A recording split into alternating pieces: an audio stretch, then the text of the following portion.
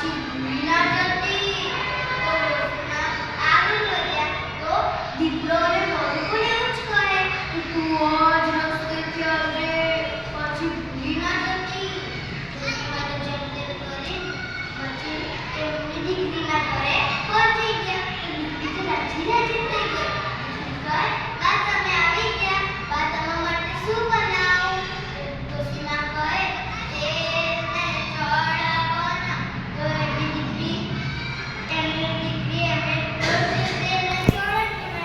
તોય પણ ડોશીમા તાજા માજા ખાય ન હોય એમની તો ચિંતા થવા લાગી.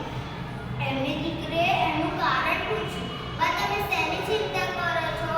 તો ડોશીમાએ બધી જંગલની વાત કીધી.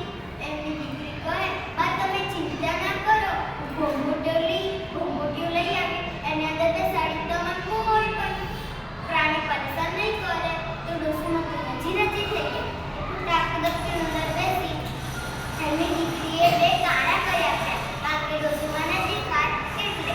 તો ઘોંઘટીયાને ધક્કો માર્યો. ઘોંઘટીયો આગળ વધ્યો. આગળ વધતા વધતા દીપડો બોલ્યો.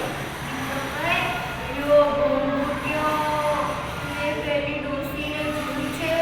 આગળ ડોશીમાં બેઠા હતા તેમને અવાજ પણ નહીં આવ્યો. પછી બોલી, કિસકી ડોશી કિસકો કો ચુલબુલ